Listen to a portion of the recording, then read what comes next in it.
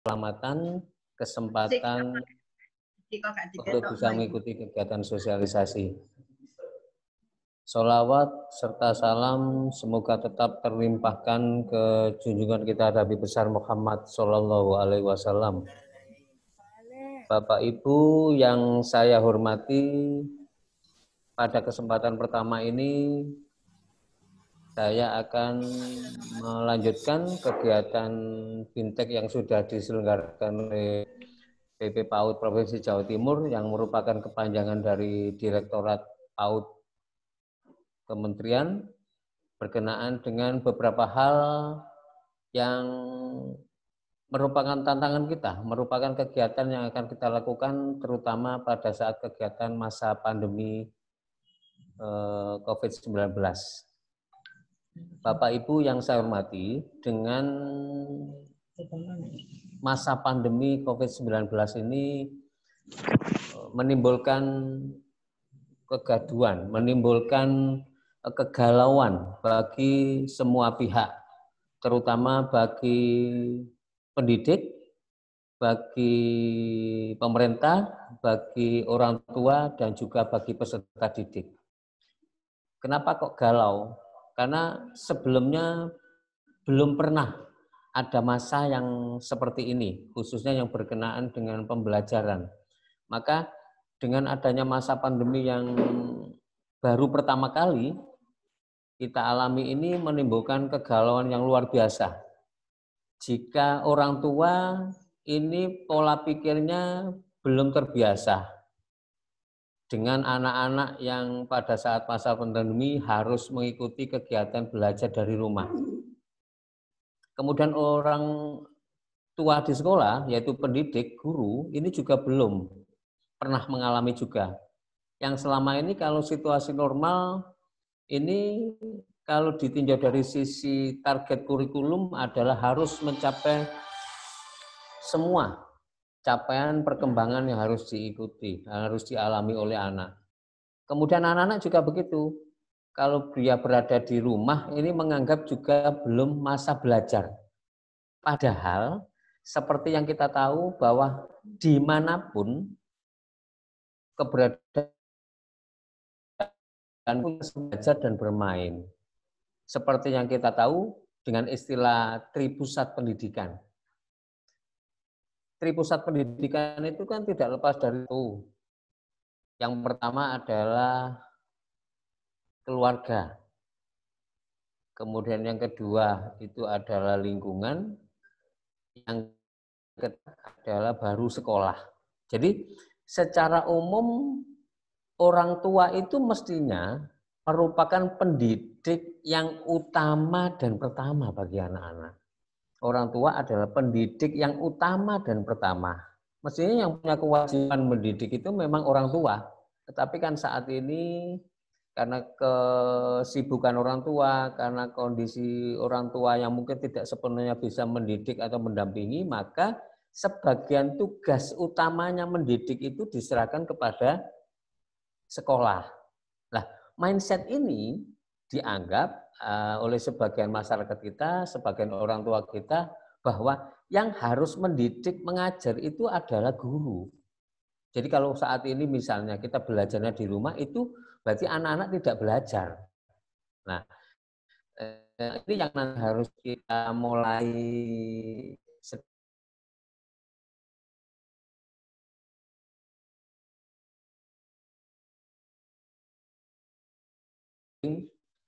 itu adalah tugas utamanya orang tua. Jadi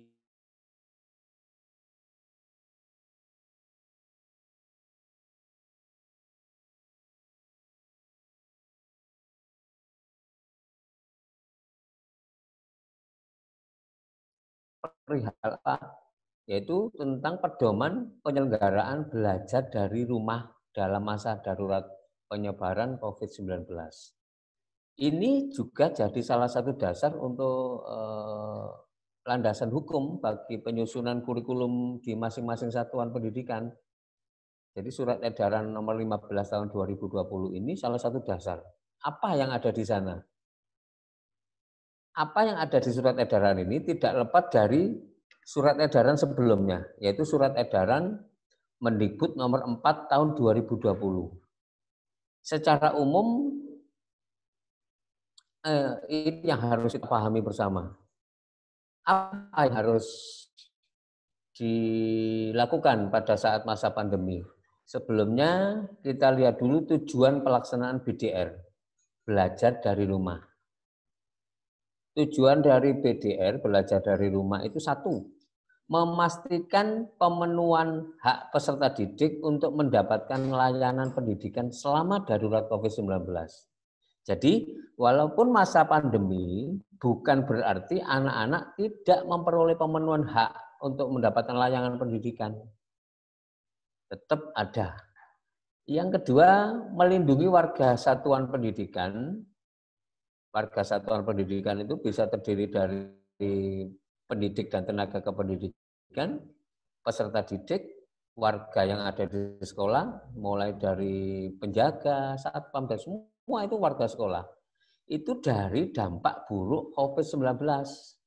Oleh karena itu, tidak ada pembelajaran tatap muka di satuan pendidikan. Yang ketiga, mencegah penyebaran dan penularan COVID-19 di satuan pendidikan. Kita tidak ingin jika di satuan pendidikan kita, terutama secara umum, ada klaster baru di satuan pendidikan. Yang keempat, memastikan pemenuhan dukungan psikologis, psikososial bagi pendidik, peserta didik, dan orang tua wali. Jadi kalau tidak ada dukungan ini, biasanya ya galau. Tapi mudah-mudahan dengan dukungan psikososial, kemudian dukungan yang lain-lain, ini minimal mengurangi kegalauan kita bersama. Berikutnya, prinsip belajar dari rumah ini juga tidak lepas dari surat edaran Bapak Mendikbud yang nomor 4 tadi. Yang pertama, prinsipnya, keselamatan dan kesehatan lahir batin peserta didik dan seluruh warga satuan pendidikan menjadi pertimbangan utama dan pelaksanaan BDR. Jadi, saya ulang, keselamatan dan kesehatan lahir batin semua warga sekolah. Ini menjadi pertimbangan utama. Yang kedua, kegiatan belajar dari rumah dilaksanakan untuk memberikan pengalaman belajar yang bermakna. Oke, saya ulang, pengalaman belajar yang bermakna bagi peserta didik tanpa terbebani tuntutan menuntaskan seluruh capaian kurikulum. Jadi tidak harus nanti dalam masa COVID-19 ini, terutama di semester 1 tahun pelajaran 2020-2021, capaian penuntasan kurikulum itu bukan merupakan prioritas utama. Walaupun sudah di program satu semester itu terdiri dari KAD sekian dan sebagainya. Kemudian, tidak semuanya harus tercapai. Yang utama lebih pada bagaimana anak-anak memperoleh pengalaman belajar yang makna, itu justru yang utama. Kemudian BDR dapat difokuskan pada pendidikan kecakapan hidup, antara lain mengenalkan tentang bagaimana mencegah penyebaran pandemi COVID-19. Kemudian materi pembelajaran bersifat inklusif, artinya inklusif itu tidak berlaku untuk semua, jadi ada klaster-klaster sendiri. Jadi harus materi itu disesuaikan dengan usia, disesuaikan dengan jenjang pendidikan, sesuaikan dengan konteks budaya, sesuaikan dengan karakter dan jenis kekhususan peserta didik. Jadi materi A itu belum tentu bisa berlaku bagi peserta didik semua, tapi disesuaikan dengan karakteristik, terutama pada usia, jenjang pendidikan, kemampuan, minat, dan lain-lain. Aktivitas dan penugasan BDR dapat bervariasi antar daerah. Jadi tidak selalu aktivitas itu, misalnya kepala sekolah ingin membuat aktivitas yang sama dengan yang diprogram oleh satuan pendidikan yang lain. Belum tentu itu bisa dilakukan, karena kondisinya beda. Jadi Semua aktivitas, kegiatan itu disesuaikan dengan minat, kemampuan, dan kondisi, terutama pada kesiapan sarana prasarana yang ada di rumah atau satuan pendidikan masing-masing.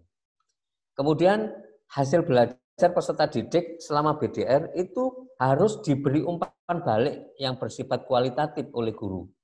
Bukan berarti guru harus langsung meminta tagihan, meminta laporan kegiatan, tetapi harus ada umpan balik supaya nanti laporan itu bisa satu jadi pertimbangan kita untuk menyusun program berikutnya, juga untuk bagaimana menyesuaikan dengan minat kebutuhan anak kita.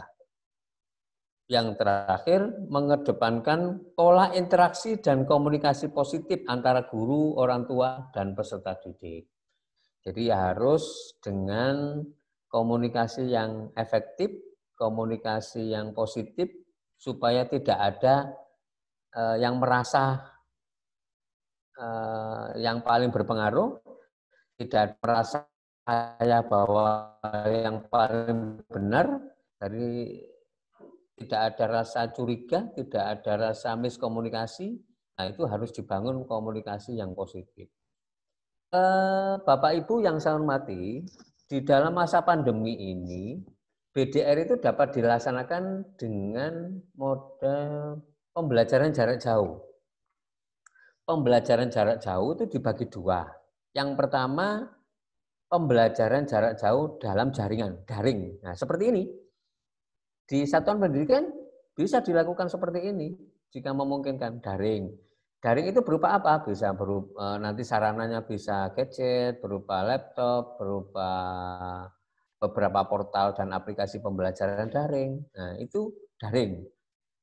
Yang kedua, menggunakan pembelajaran jarak jauh luar jaringan atau luring. Apa yang dilakukan? Anak-anak kemarin kan sempat ada menggunakan radio, menggunakan televisi, menggunakan modul belajar mandiri, menggunakan lembar kegiatan, menggunakan bahan ajar cetak, alat peraga, dan media belajar dari benda di lingkungan sekitar. Karena luring ini, kenapa kok persepsinya ada modul, ada lembar kerja? Karena ini kan mulai PAUD sampai SMA. Jadi nanti kita sesuaikan dengan kondisinya. Kalau di PAUD, apakah sesuatu yang prioritas utama untuk modul atau lembar kerja? Nanti kita lihat di materi-materi berikutnya. Kemudian dalam pelaksanaan di lapangan, PJJ, pembelajaran jarak jauh, satuan pendidikan itu dapat memilih. Dia menggunakan daring saja, atau menggunakan luring, atau blended, kombinasi dari daring dan luring. Boleh disesuaikan. Jadi kadang-kadang suatu kondisi kita tidak bisa melaksanakan daring. Kenapa? Orang tuanya tidak punya HP, di gunungan, tidak ada sinyal, maka tidak mungkin kita menggunakan daring full. Nah, berarti harus juga luring. Luringnya seperti apa? Nanti di materi-materi berikutnya yang akan disampaikan oleh pemateri yang lain. Nah, ini media pembelajaran daring. Ada sumber medianya, ada tautannya. Ini bisa jadi salah satu pilihan. Silakan itu dilihat. Ada rumah belajar, ada aplikasi daring pakai, ada guru berbagi, ada membaca digital, ada video pembelajaran dan lain-lain. Itu tautannya. Itu dengan klik itu akan dibuka beberapa aplikasi yang bisa berguna untuk kita. Ya, tentu saja itu akan disesuaikan dengan peserta didik kita. Oke. Nah, untuk media sumber belajar luring, ya ini contohnya ada televisi, ada radio, ada modul, ada bahan ajar cetak, ada alat dan media belajar dari benda di lingkungan rumah masing-masing. Jadi tidak harus alat peraga dan media itu harus bawa dari sekolah.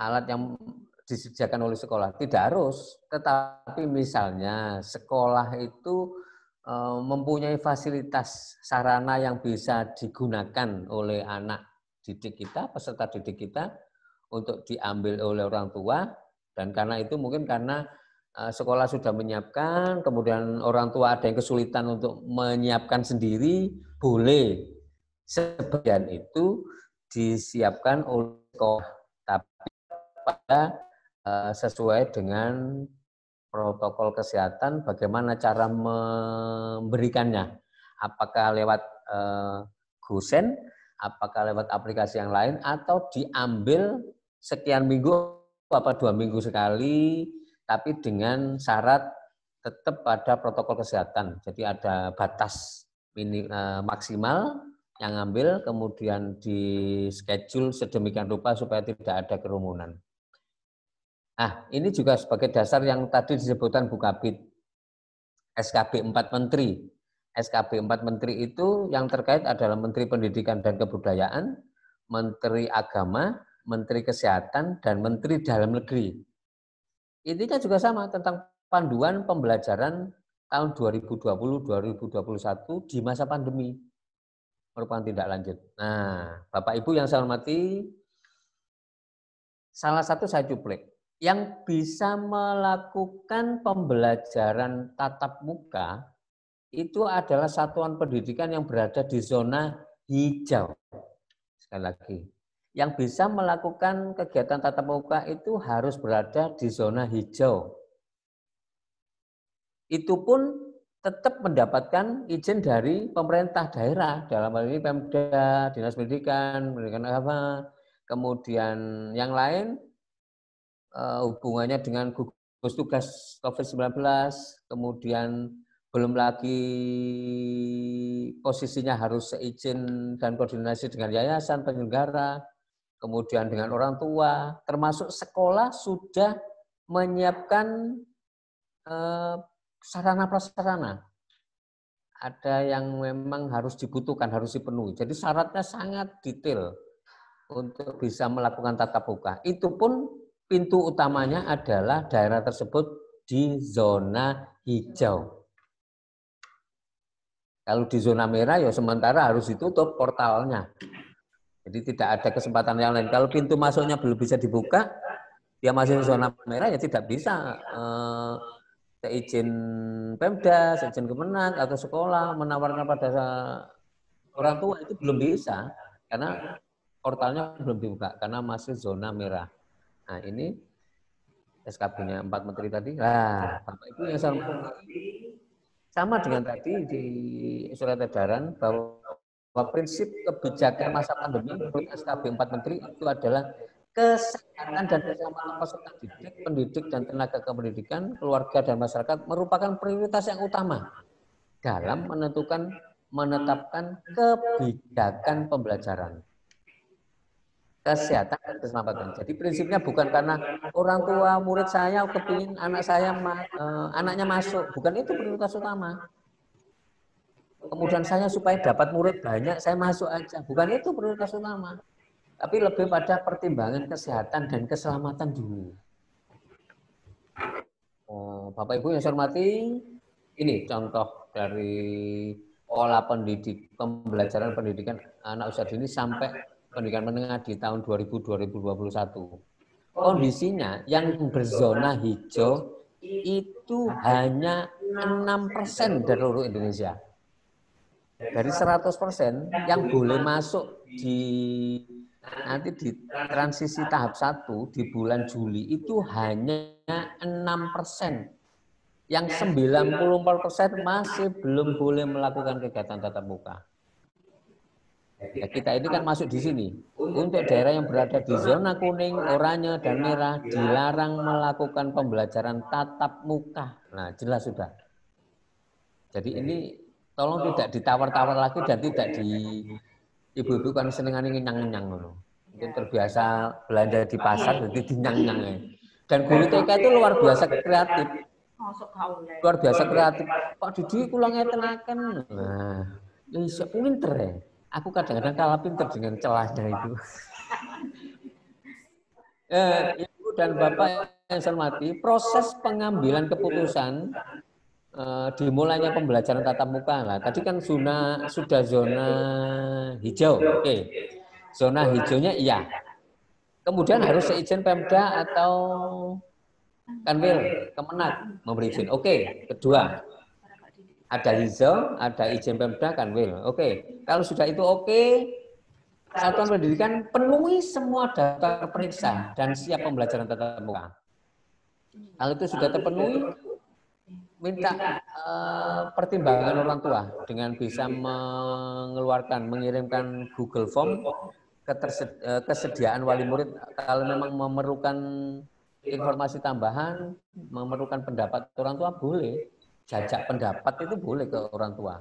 Tapi sudah dimulai dari hijau, jalur hijau, seizin Pemkab, satuan pendidikan penuhi semua daftar periksa dan kesiapannya pembelajaran tatap muka, baru orang tua jadi salah satu bahan pertimbangan. Pertanyaannya, Pak Didik, kalau kota kabupaten belum hijau, tidak, ya tetap pembelajaran dari rumah penuh.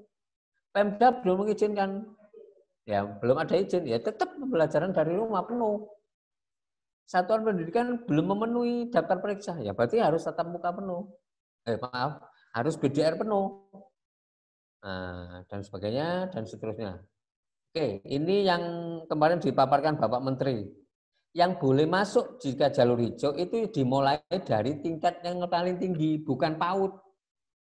Jadi bulan 1 itu baru SMA, MA, SMK, SMP, MTS, itu boleh.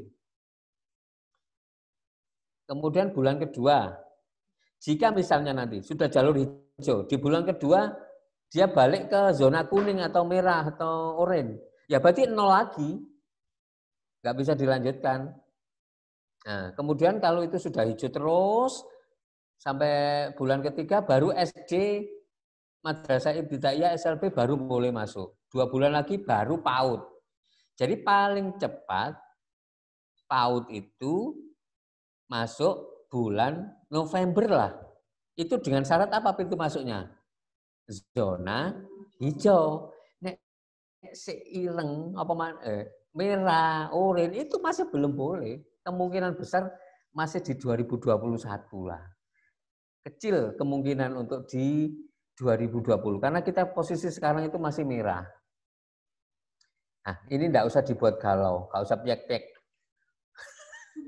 Kemudian ketentuannya, ini madrasah yang berasrama. Oke, enggak perlu kita. Oke, ini daftar periksa. Nanti materi ini akan sudah hijau, daftar periksa apa yang harus di sana itu ini. Yang pada saat beberapa waktunya lalu saya monitoring dan evaluasi ke beberapa lembaga tentang kesiapan beberapa sarana prasarana. Ini saya yakin beberapa lembaga sudah siap dengan toilet, sudah sarana prasarana cuci tangan, kemudian dia sudah punya termogan, punya fasilitas akses untuk hubungan dengan layanan kesehatan, kesiapan menerapkan area wajib masker, kemudian pemetaan warga satuan pendidikannya tidak boleh melakukan kegiatan di satuan karena kondisi screening beberapa anak yang harus ada atau keluarganya yang atau daerahnya yang zona pernah ada yang terpapar dan sebagainya. Itu merupakan jadi pertimbangan juga. Nah, pembelajaran tatap muka di zona hijau ada 2 tahap. Nah, ini nanti bisa dicermati. Saya tidak akan ke arah situ. Monggo ini nanti dibaca. Oke. Nah, ini hubungannya dengan BOP. Mungkin Ibu juga sedang mempersiapkan BOP. Digunakan untuk apa saja. Oke. Itu pengantar saya untuk kegiatan perencanaan pembelajaran. Bapak Ibu masih semangat? Oke, coba untuk melihat semangatnya teman-teman, saya ingin di chat itu diketikkan semangat pagi. Jangan bersuara tapi diketikkan di share aja, di chat. Di chat semangat pagi. Masih semangat enggak ya?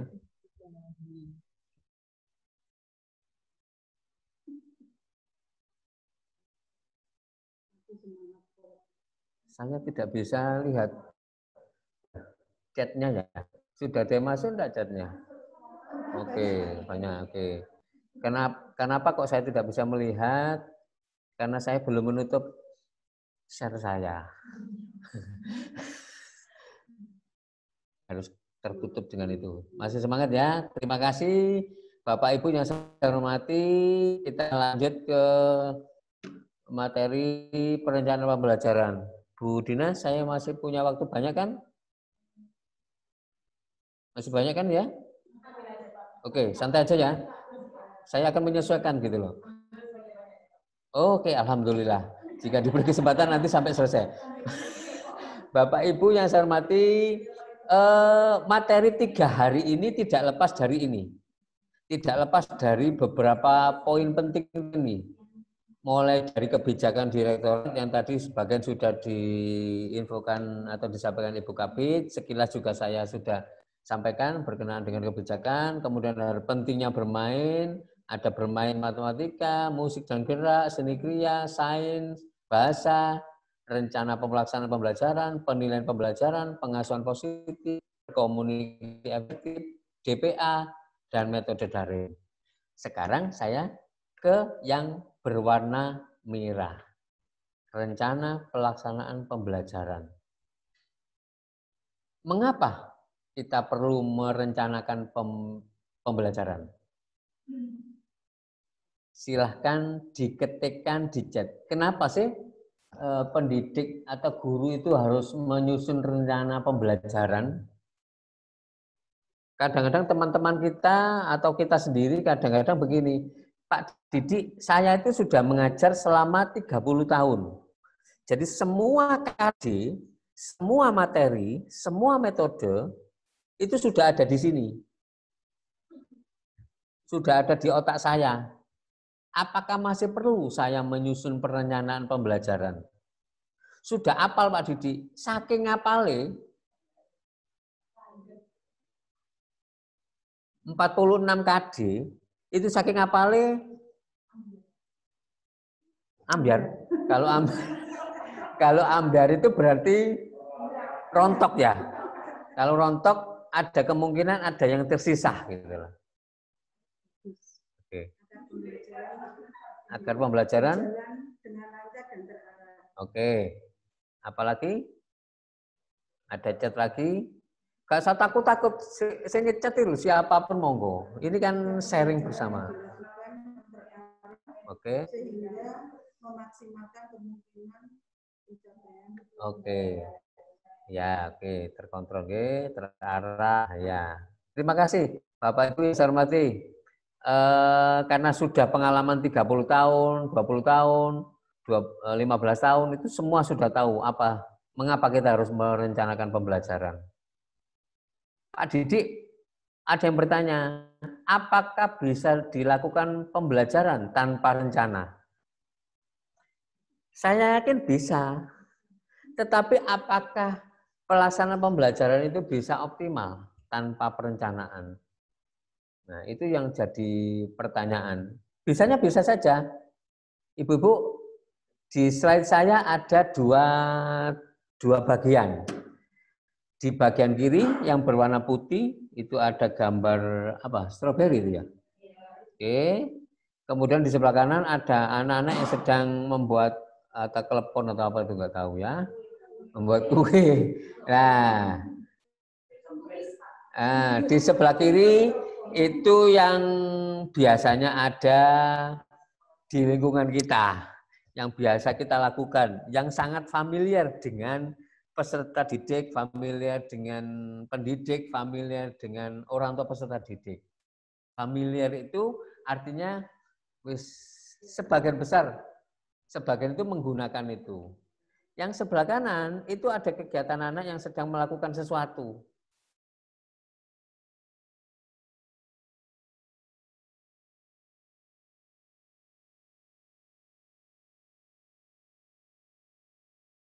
Peserta didik kita, terutama TK itu yang mana? Suara hilang.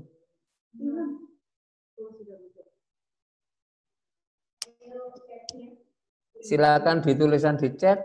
Yang manakah yang senang kita lakukan ini di lembar kegiatan, ataukah anak-anak diajak melakukan sesuatu yang di sebelah kanan?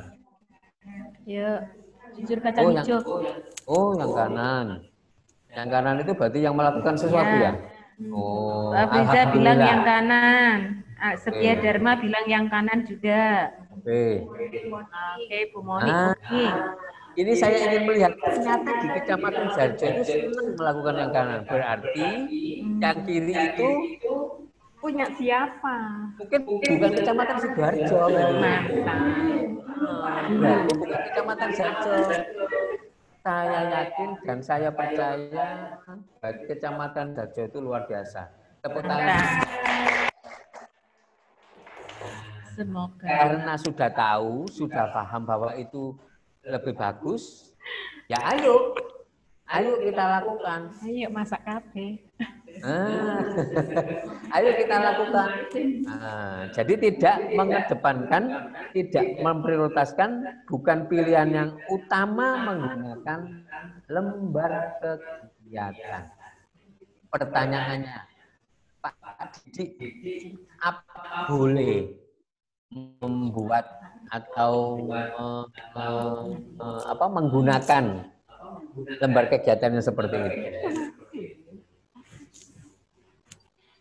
Kalau saya katakan tidak boleh, kok saat ini masih terlalu ekstrim. Tetapi kalau misalnya Pak Didi, saya itu seminggu, boleh nggak saya gunakan sekali? Ya nggak apa-apa lah, sekali.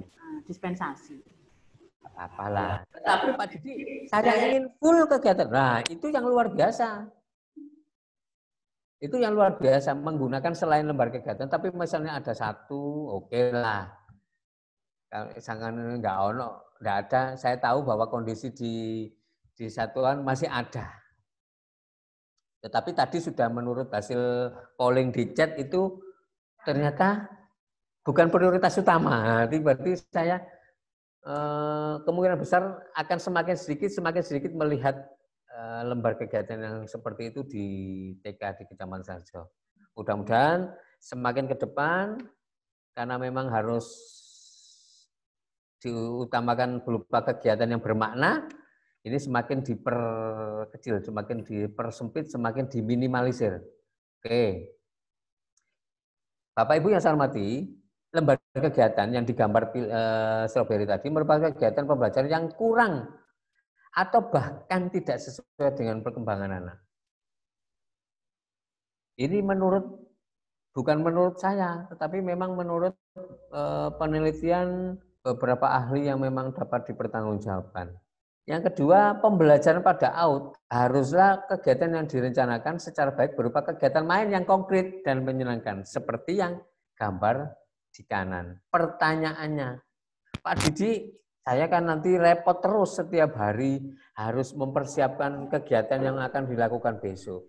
Ya memang harus.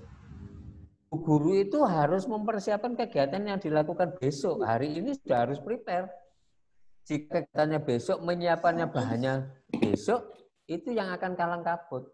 Ya minimal H-1 bahan atau kegiatan pembelajaran itu harus sudah ready. Oke. Nah, itulah kenapa kok kita harus mempunyai rencana pelaksanaan pembelajaran. Nah, oke wes. Tadi sudah beberapa sudah ada di chat. Sekarang apa sih yang dimaksud dengan rencana pembelajaran? Ini bisa dibaca. Ini sudah tidak perlu saya bacakan secara detail karena sudah tahu. Ini hanya refresh saja. RPP itu rancangan bagi guru untuk melaksanakan kegiatan bermain yang mendukung anak melakukan proses belajar. Apa isinya? Yaitu langkah-langkah konkret yang dilakukan guru agar proses pembelajaran berlangsung dengan baik. Di dalamnya berisi apa? Harus bagaimanakah? Nah, di dalam RPP itu harus mengacu pada karakteristik seperti yang tadi saya ungkapkan di awal. Apa karakteristik yang utama? Usianya. Kenapa kok usianya harus dipertimbangkan? Ya, RPP-nya kelompok bermain, RPP-nya TK kelompok A dan kelompok B pasti berbeda. KD-nya sama, kompetensi dasarnya sama, tetapi indikator pencapaiannya yang akan berbeda. KD kelompok A dan kelompok B kan sama. Oke. Yang beda adalah indikator pencapaian perkembangan. Beda. Oleh karena itu harus dipertimbangkan bagaimana mungkin RPP kelompok A dan kelompok B sama, wong capaian perkembangannya berbeda. Pasti berbeda. Kemudian kemampuan dan kebutuhan peserta didik itu juga harus dipertimbangkan. Anak kelompok A itu mampunya seperti apa? Anak kelompok B bagaimana? Kebutuhan anak kelompok A itu apa? Kelompok B bagaimana? Agar proses pembelajaran menarik minat dan membantu meningkatkan seluruh aspek perkembangan. Tidak bisa dibalik. RPP-nya kelompok B kita berikan di A. Atau RPP-nya kelompok A kita berikan di kelompok B. Pasti tidak akan sesuai. Karena minatnya beda. Oke. Nah, ini prinsip RPP yang ada di saat pandemi. RPP di saat pandemi prinsipnya ada 4. Ini saya ambil dari Surat Edaran Mendikbud nomor 4 2020. Belajar dari rumah itu ada ketentuannya. 1, melalui pembelajaran daring atau jarak jauh dilaksanakan untuk memberikan pengalaman belajar yang bermakna. Tadi sudah saya sampaikan, tanpa terbebani capaian target kurikulum. 2, belajar dari rumah dapat difokuskan pada pendidikan kecakapan hidup, antara lain mengenai pandemi COVID-19, bagaimana dia belajar cuci tangan dengan air mengalir, sabun cair, bagaimana dia menggunakan masker, bagaimana dia bisa menjaga jarak dengan orang lain. Nah, kemudian aktivitas dan tugas pembelajaran dari rumah dapat bervariasi. Nah, itu tadi sudah saya sampaikan. Bukti atau produk aktivitasnya diberi umpan balik oleh guru yang bersifat kualitatif, jadi tidak ada angka. Oke, tadi sudah saya bahas. Sekarang pertanyaannya, siapakah yang menyusun perencanaan pembelajaran? Bapak Ibu, walaupun pembelajaran dari rumah, yang menyusun rencana atau RPP itu tetap bu guru. Bu guru mana yang menyusun? Jika misalnya ada salah satu satuan pendidikan yang dia satu kelas, satu rombel itu dipandu oleh 2 guru. 1 guru utama dan 1 guru pendamping. Siapa yang bertanggung jawab menyusun RPP? Tentu saja adalah guru inti. Tetapi tetap berkomunikasi dengan guru pendamping. Jadi yang bertanggung jawab adalah guru kelas, guru inti. Guru pendamping itu bisa memberikan kontribusi. Bertanggung jawab tetap begitu. Tapi jika di guru kelasnya itu hanya ada 1, ya dia sendiri. Tentu saja masih bisa minta pendapat dengan guru yang lain. Mengapa kok RPP perlu disusun? Nah, ini. Karena hubungannya dengan pencapaian aspek perkembangan. Aspek perkembangan kita ada 6. Ada tingkat pencapaian perkembangan, ada kompetensi inti. Masih ingat kompetensi inti kan? Ada 4. Oke, ada kompetensi sikap spiritual, ada sikap sosial, itu masuk di aspek atau ranah afektif. Oke. Kemudian di KI 3 pengetahuan, itu masuk ranah kognitif. Kemudian di keterampilan masuk di ranah psikomotor.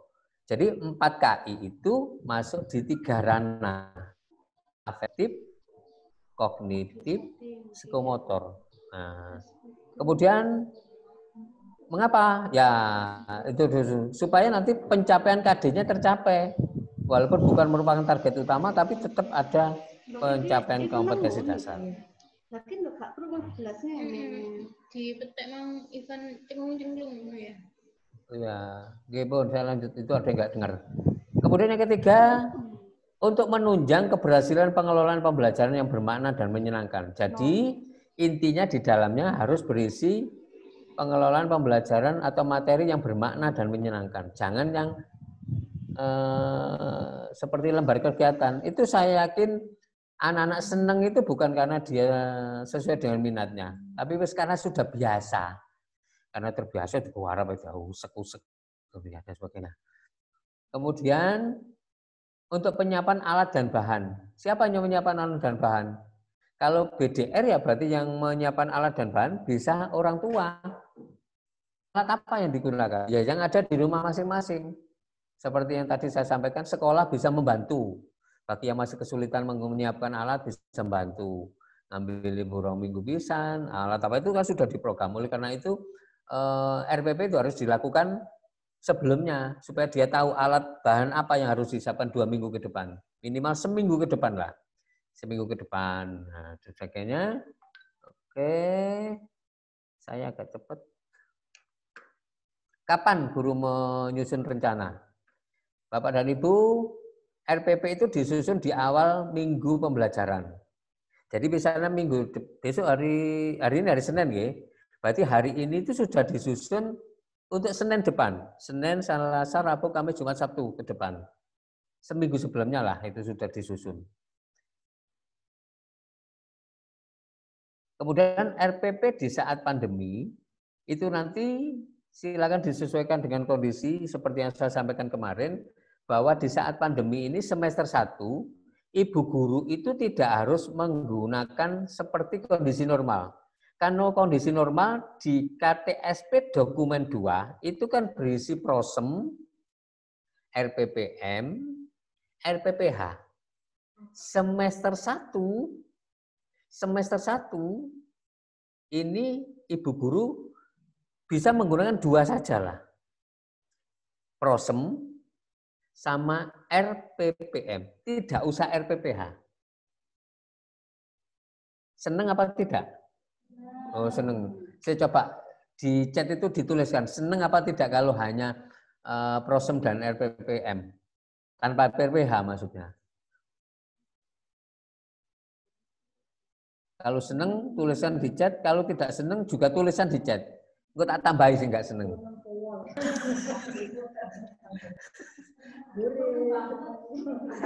Oke. Pak Didik, pertanyaannya, apakah RPPM-nya sama dengan RPPM kondisi normal? Nah, nanti kita lihat. Pak Didik, sebetulnya begini, kalau di buku saku kita, itu yang harus kita lakukan itu cuma satu sebenarnya, RPPM.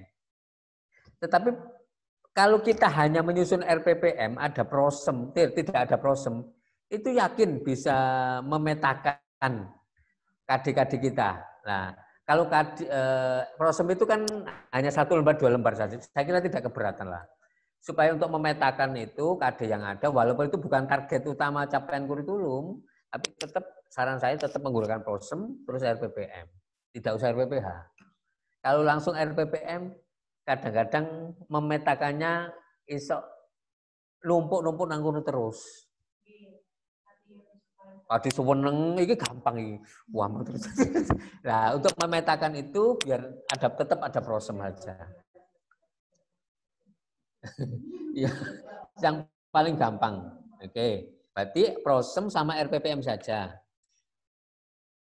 Oke, kemudian RPPM sudah.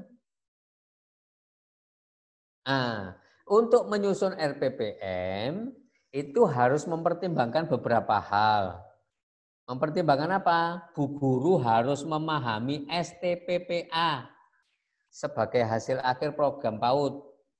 Engko nang kuali STPPA kelompok A dideke nang kelompok B. Nek gak paham, mudah-mudahan bu guru di Sidoarjo ini punya kok. Sampai warnane buku ini lo apal.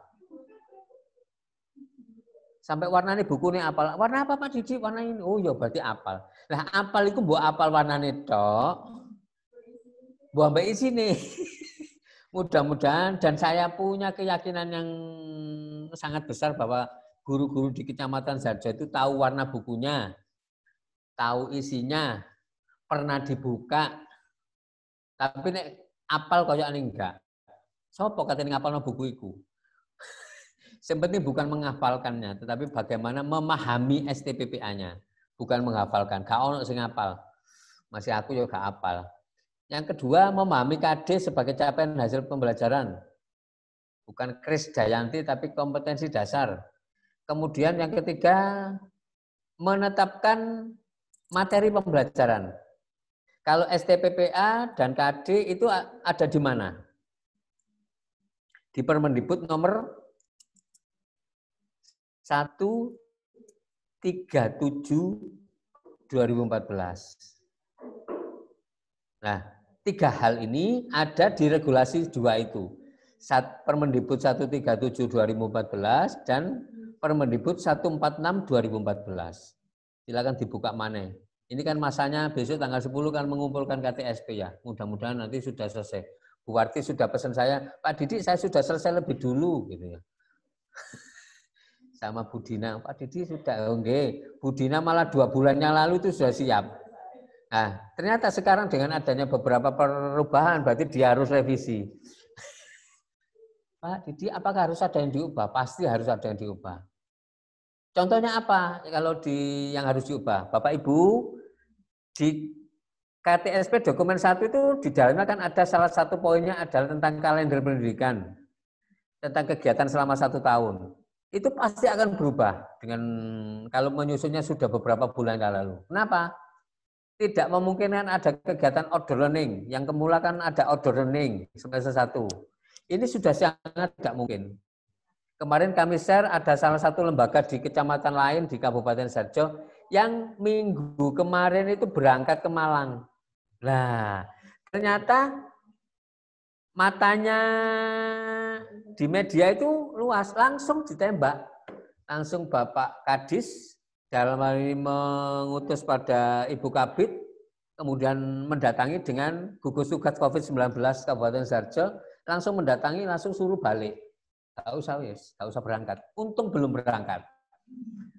Nah, saya tidak ingin di Kecamatan Sidoarjo ada yang masih merencanakan kegiatan outdoor learning di semester 1. Yakin tidak akan ada. Di semester 2 saja saya masih belum yakin. Tapi di semester 1 pasti tidak boleh. Tolong untuk yang sudah merencanakan dan mungkin minggu besok mau berangkat, tolong dorong digagalkan. Pak Didi kalau kepingin lencer.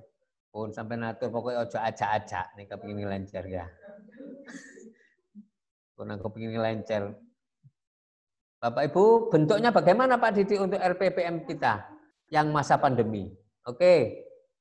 Untuk prosem saya tidak usah sebutkan dan tidak usah tampilkan, langsung di RPPM-nya saja. Ini bentuk RPPM kita. Saya perjelas.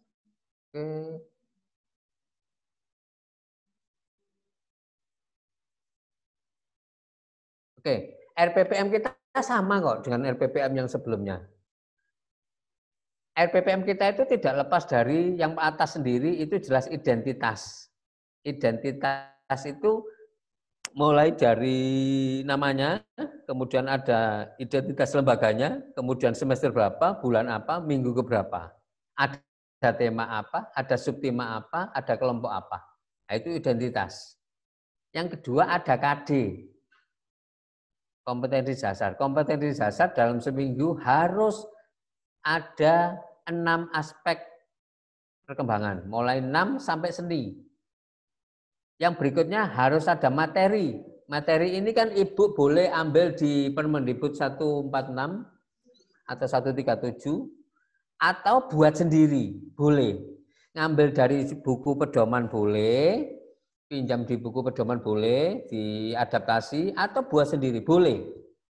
Yang ketiga ada kegiatan main. Pak Didi, bedanya apa?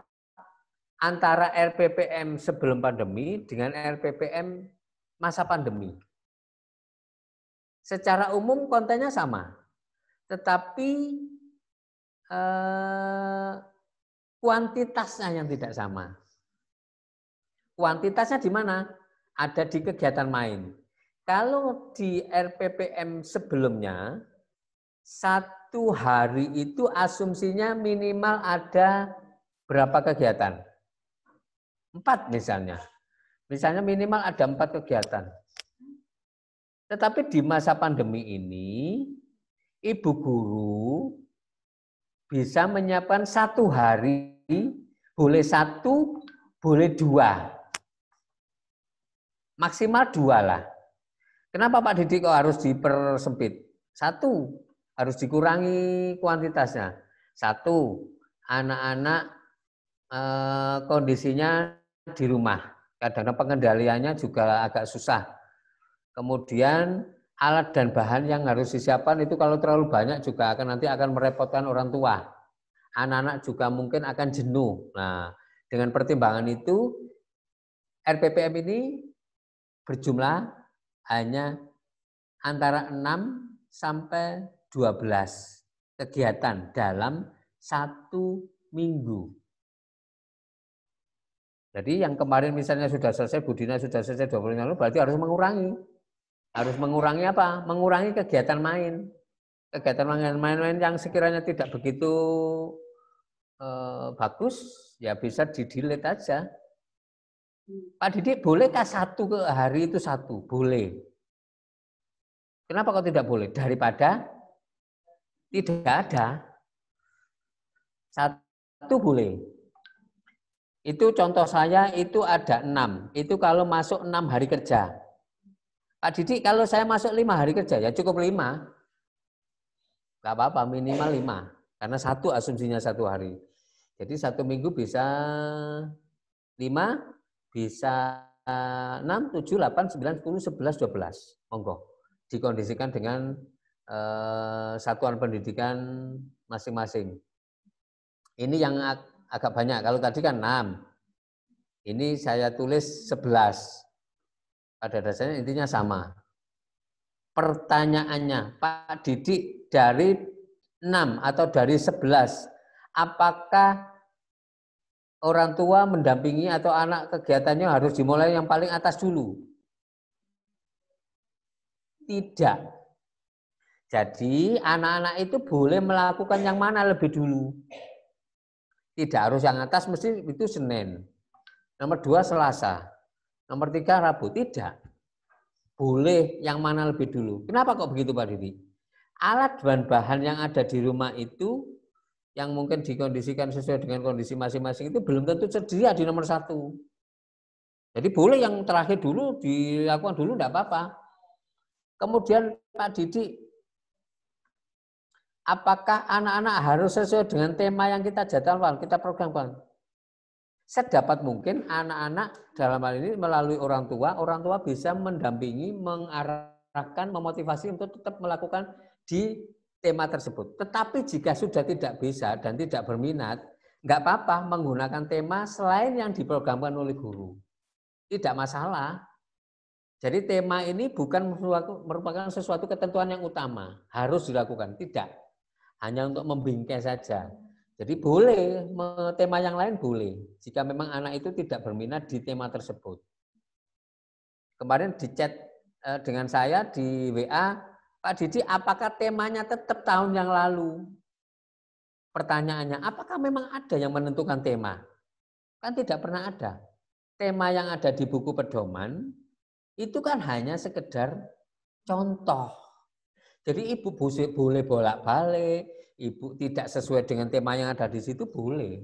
Jadi tidak logis kalau ada pertanyaan di kecamatan lain chat dengan saya, Pak Didi, apa tema yang tahun ini sama dengan tema tahun yang lalu? Loh, kenapa kok begitu? Wong tidak ada ketentuan tema kok. Jadi boleh, tema itu buat sendiri silakan. Mengacu pada itu boleh.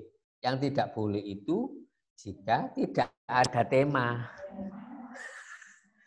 Karena kegiatan tidak ada tematik. Pak Didik, pertanyaan berikutnya. Masih belum?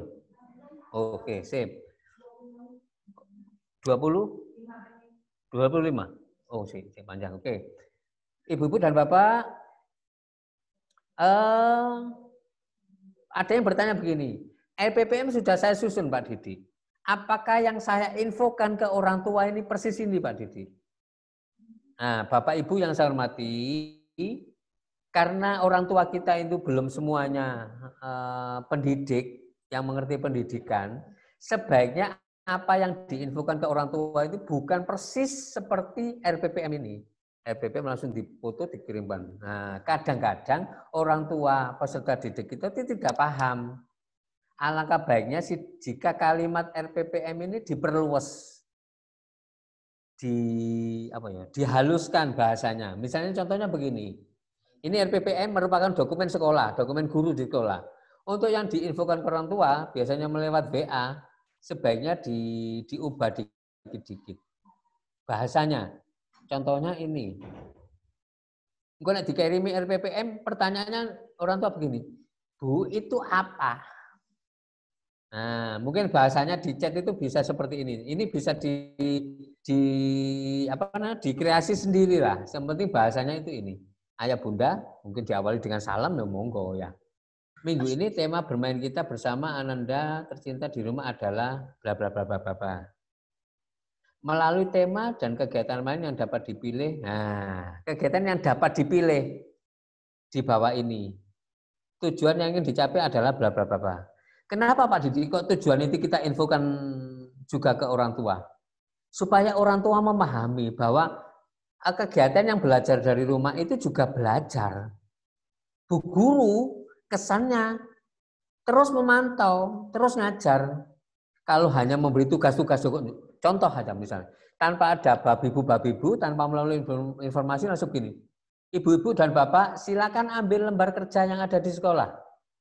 Setelah itu laporkan kegiatan ke WA saya. Misal kalimatnya begitu. Batin orang tua, iki sing dadi guru iki sapa? Kok arek dikongkon njupuk, anak disuruh ngambil ke lembar kerja, terus kemudian langsung disuruh ngerjakan, langsung disuruh laporan. Bahasanya diperhalus. Ini menunjukkan bahwa supaya orang tua itu bahwa Bu guru itu benar-benar ngajar memang, walaupun dari sekolah ada kontrol. Oh, ada ikatan sesuatu antara orang tua dengan ibu guru. Oh, tujuannya ini tuh anak saya diwurui dulinan membedakan kemiri sampai jahe itu. Anak saya disuruh tuh bermain sendok garpu dengan sendok biasa itu begini tuh tujuannya. Itu supaya paham. Kadang-kadang orang tua itu kalau diberi kegiatan yang bermakna itu justru tidak dianggap tidak belajar. Arek kok diwurui dulinan noto-noto sendok. Arek kok diwurui ulek-ulek kunir dan sebagainya. Dianggap tidak belajar. Padahal di dalam itu, di dalam kegiatan yang kita rancang itu adalah kegiatan yang bermakna bagi anak. Secara tidak sadar. Arek di rumah disuruh melihat tingginya tanaman yang ada di rumahnya. Itulah bermain. Nah, padahal dalam bermain itu ada proses belajar. Oke, tujuannya kita sampaikan, kemudian kegiatan yang dapat dipilih minggu ini adalah 1, 2, 3, 4, 5, 6, 7, 8, 9, 10 misalnya. Nah, di bawah itu ada tulisan, silahkan dipilih kegiatan mana yang lebih dulu akan dimainkan dalam minggu ini. Nah, berarti kan nanti tidak harus urut. Bunda bisa memilih satu kegiatan main untuk 1 hari. Nah, satu kegiatan untuk 1 hari. Walaupun misalnya di situ ada 10, tapi anak-anak bisa mencapai 1 saja dalam 1 hari, sudah bagus. Bila Anda tidak tertarik, beri semangat mereka dan dorong. Maksudnya dorong kok duduk dijongkrokno gitu nggih. Motivasi. Engko nang dianggap arek dikei semangat terus dijongkrokno. Tapi diberi semangat supaya dia ke tema itu. Namun bila ia menginginkan kegiatan lain, ikuti minatnya. Oke. Kalau anak tidak berminat di tema itu tersebut, boleh kegiatan lain. Ikuti minatnya agar belajar melalui bermain di rumah itu menjadi menyenangkan. Nah, keywordnya di sini. Kata kuncinya adalah bagaimana dia bisa melakukan kegiatan bermain dan belajar itu dengan menyenangkan. Selama ini ada beberapa guru yang sambatan, mengeluh ke saya, curhat-curhatan gitu. Pak Didi, awal-awal bulan itu kemarin anak-anak semangat, tetapi sudah masuk bulan kedua, sekitar bulan April kemarin itu sudah infonya dari orang tua, anak-anak tidak mau melakukan kegiatan main. Ya mungkin kegiatan main yang kita rancang tidak menyenangkan, tidak atraktif. Nah, ini kesempatan bagi kita bersama para guru untuk merancang kegiatan itu semakin menyenangkan, orang tuanya tidak keberatan, anaknya juga tetap enjoy, bu gurunya tidak kesulitan membuat atau menyusun rencana penilaiannya atau juga perencanaan pembelajarannya. Kemudian di akhir, tolong amati foto atau rekam video kegiatan anak. termasuk saat anak melakukan kegiatan rutinitas dan ibadah. Pak Didi, apakah bisa dinilai kegiatan rutinitas? Ya bisa. Yang difoto apa Pak Didi? Kalau di TK itu condong pada prosesnya, bukan pada hasil akhirnya. Sekali lagi karena penilaian kita adalah penilaian otentik, jadi anak-anak tidak hanya diberi foto hasil akhir, tetapi juga perlu dilaporkan dari orang tua itu foto proses anak melakukan suatu kegiatan itu. Termasuk perkataan-perkataan apa yang diucapkan anak saat melakukan kegiatan itu adalah tugas menjadi salah satu pertimbangan kita untuk menilai anak-anak. Kemudian setelah selesai foto atau video boleh dikirim ke WA untuk catatan perkembangan Ananda. Terima kasih lah. Bahasanya begitu yang disampaikan ke mana orang tua. Jadi bukan langsung dikirimkan RPPM-nya, karena bahasanya harus diperhalus.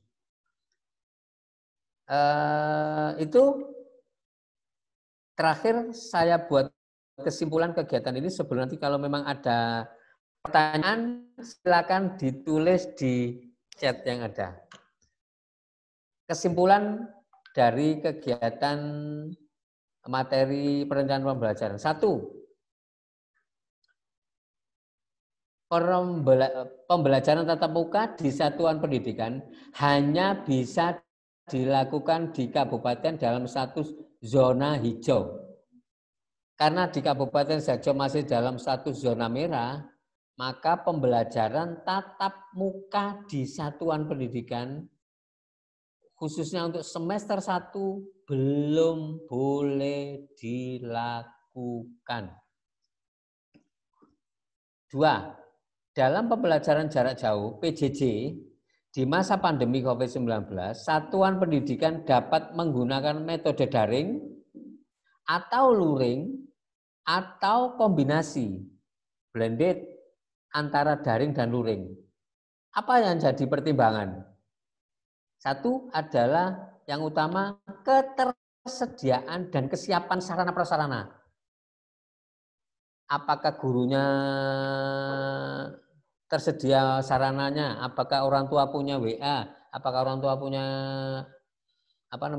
HP? Itu jadi bahan pertimbangan. Terus kesiapan. Kesiapan itu maksudnya apa? Ya kesiapan mengoperasikan, kesiapan melakukan komunikasi.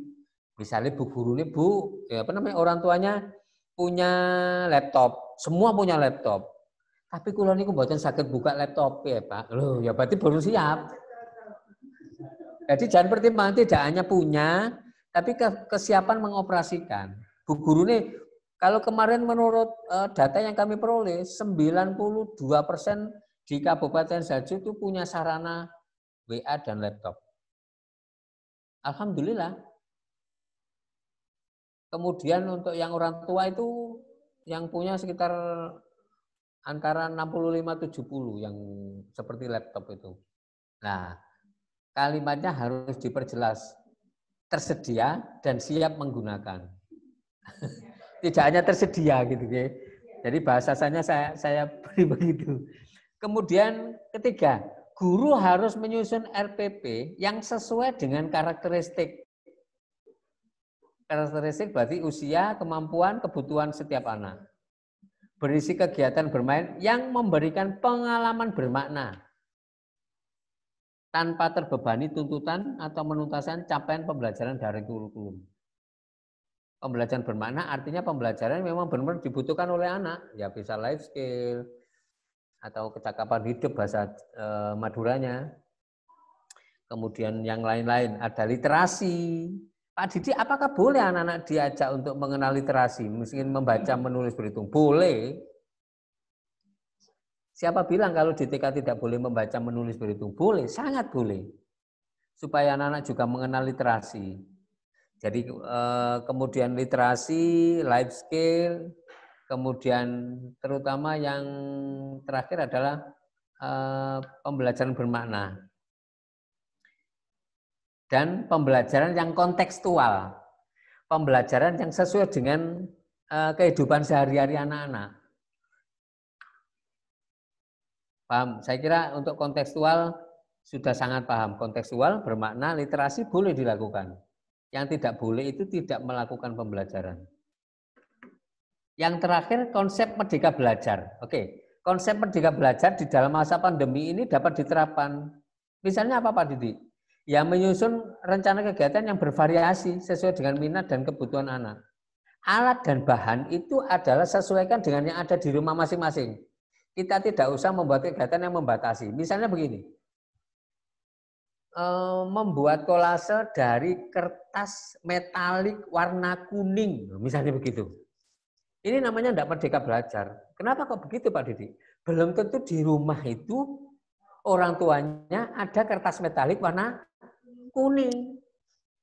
Sebaiknya dibuka saja, misalnya membuat kolase dari alat bahan-bahan yang ada di rumah. Loh kan bebas. Pakai daun, pakai kertas koran, pakai kertas layangan, pakai apa saja boleh. Jadi tidak usah dibatasi yang mengerucut ke satu bahan. Jadi unsur merdeka belajarnya begitu. Kemudian silakan menghitung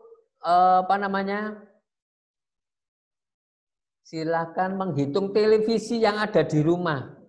Apakah yakin di rumah semua itu ada televisi? Nah, lebih diperjelas saja.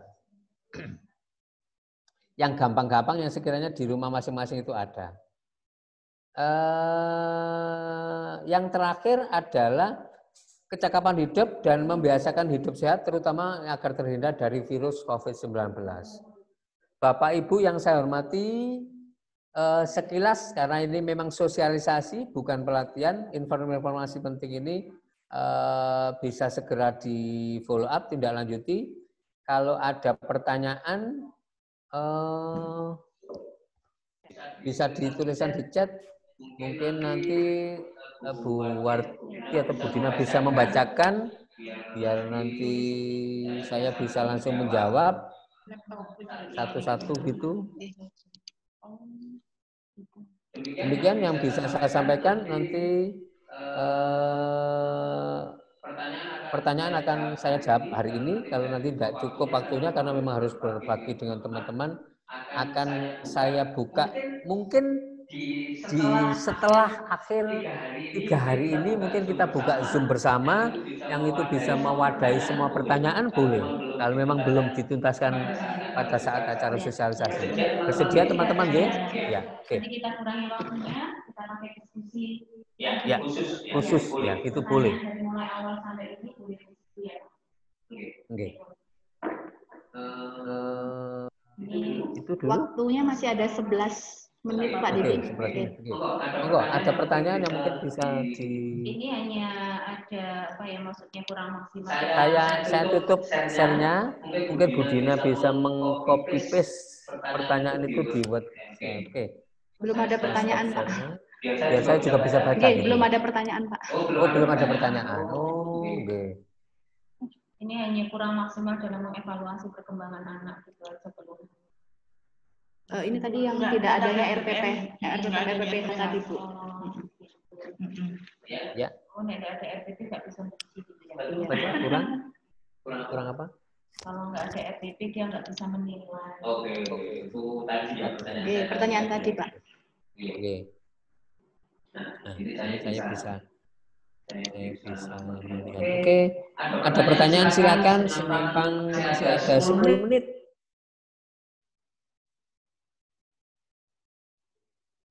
Ini yang ono sempurni suweneng pol. Suweneng. Iki seneng apa ya? Kita santai aja Ibu-ibu. Ibu-ibu silakan di sampingnya itu yang ada cemil-cemilan itu boleh diambili. Syukur-syukur cemilannya itu misalnya digosen gitu.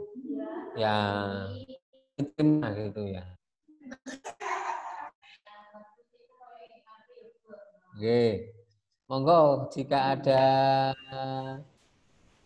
Ada itu banyak makanan tuh teman-teman buat Didi tuh. Pak Didi, itu ada pertanyaan Pak Didi. Ya. Dari Bu Nurlaini Reka Ar-Rahman. Oke. Untuk membuat RPTSP tahun pelajaran 2020-2021. Oke, saya jawab ada salah satu pertanyaan dari tentang KTSP. Oke. Untuk KTSP tahun ajaran, istilahnya saya ubah ya, karena di SKB 14 dan tidak berbunyi tahun pelajaran, tapi tahun ajaran. KTSP tahun ajaran 2020-2021 nanti dibuat terpisah sebentar. Untuk semester 1 buatlah program dan RPPM saja yang berbeda-beda. Jadi untuk RPPM, prosem sama RPPM untuk yang semester 1 ya, termasuk ada yang perlu diubah alokasi waktu.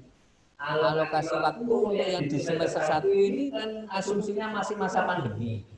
Jadi tidak bisa diasumsikan misalnya 1 hari itu 2 jam setengah misalnya, atau 180 menit kalau 3 jam. Kalau seminggu berarti kan 900 misalnya. Ini tidak usah dipertimbangkan itu.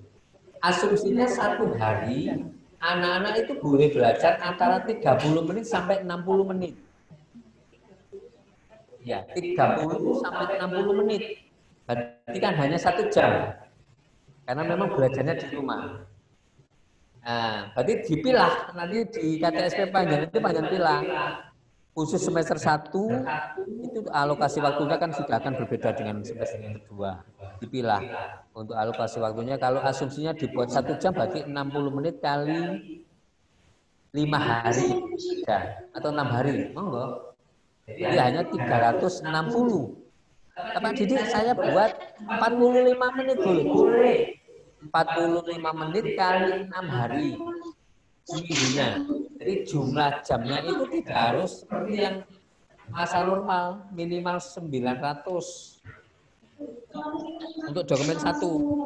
Terus jamnya itu kan di sana kan ada jadwal belajar ya. Jadwal belajar itu tidak usah ditulis misalnya 7.30 sampai itu, tidak usah. Kenapa kan belajar di rumah? Anak-anak belajarnya itu kan tidak harus jam 7.30. Kenapa kok begitu? Karena pendampingnya tidak mesti. Dia bisa pagi, dia bisa sore, bisa malam, jelas akan berbeda. Jadi tidak usah dicantumkan 7.30 sampai sekian. Itu sudah tidak berlaku di semester 1. Tidak usah dicantumkan, tetap dicantumkan misalnya diasumsikan 45 menit kali 6, ya boleh. Tapi pukul sekian sampai pukul sekian itu tidak bisa. Ya, untuk di semester 2 asumsikan seperti normal biasanya. Kenapa? Kita berprasangka baik saja bahwa nanti di semester 2 itu sudah Sidoarjo ini hijau, zona hijau, kita bisa melakukan melalui 4 tahap tadi. Kalaupun misalnya nanti, karena kan semua itu dari Allah ya.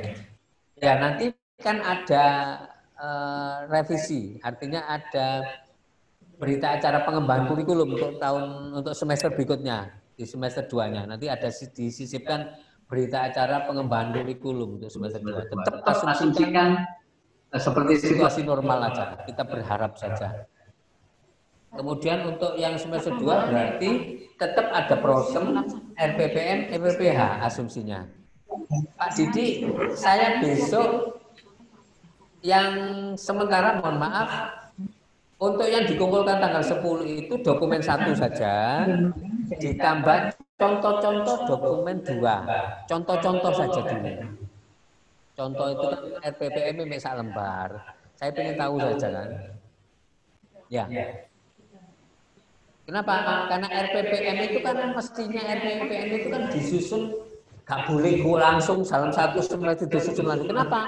Karena apa menyusun RPPM itu seminggu sebelumnya itu sambil melihat ternyata anak-anak itu tidak berminat di sini.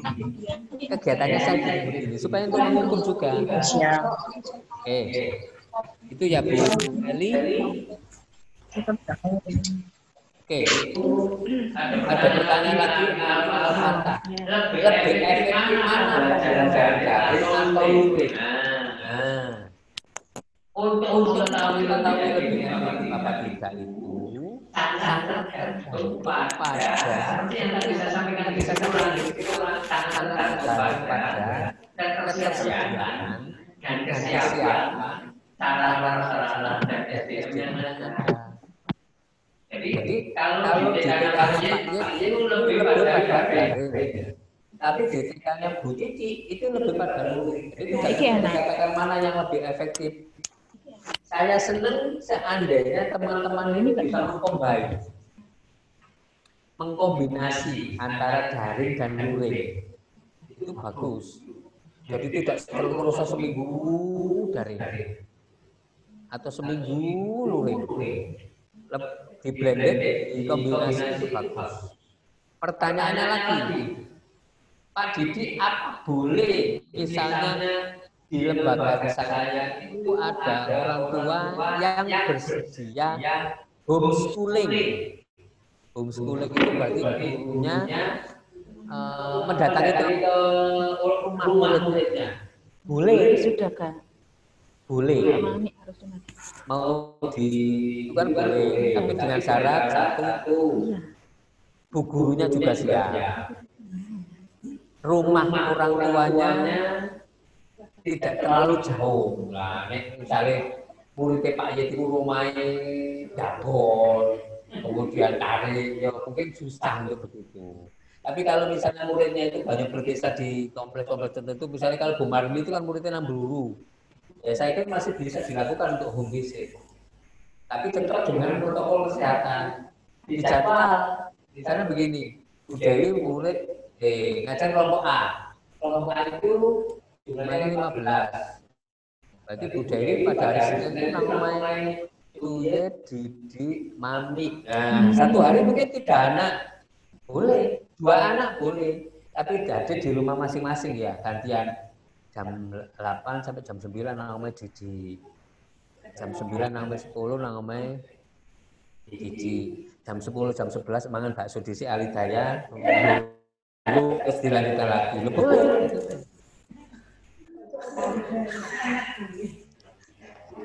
Silakan diatur sedemikian rupa, tetap dengan protokol kesehatan dan dengan minta persetujuan orang tua. Ibu pun tidak bisa memaksakan ini. Bu, saya harus hadir di rumah ibu. Oh, nggak bisa.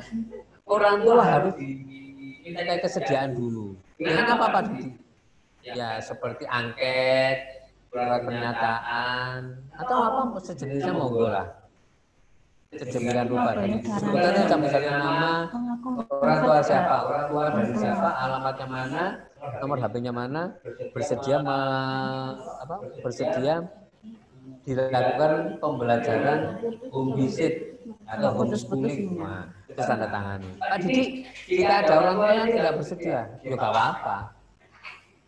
Kenapa kok saya perbolehkan dan itu memang sesuai dengan petunjuk di kementerian itu diperbolehkan.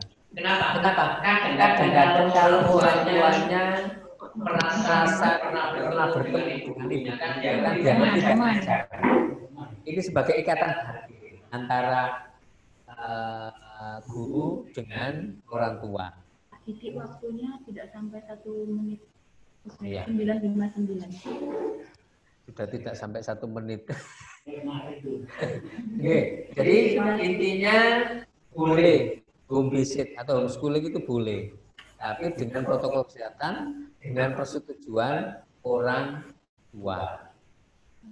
Silakan dikomunikasikan. Oleh karena itu nanti saya berharap di awal tahun pelajaran baru sebelum memulai itu kan ada masa pengenalan lingkungan sekolah MPLS, masa pengenalan lingkungan sekolah. Itu ibu guru, kepala sekolah bisa menggunakan hak waktu itu untuk ya ini bagaimana komunikasi dengan orang tua, kegiatan apa yang kita bisa lakukan dan sebagainya. Nanti karena saya masih punya waktu di lain hari, mungkin besok lusa